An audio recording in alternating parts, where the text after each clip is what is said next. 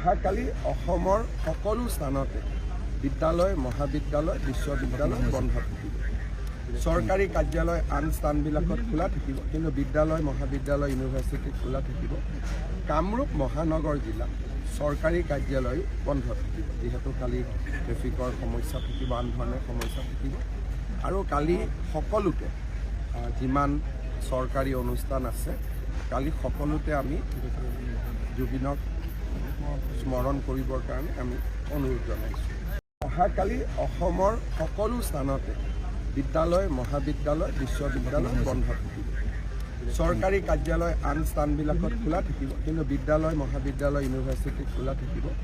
কামৰূপ মহানগৰ জিলাত চৰকাৰী কাৰ্যালয় বন্ধ থাকিব, যিহেতু কালি ট্ৰেফিকৰ সমস্যা থাকিব, আন ধৰণৰ সমস্যা থাকিব।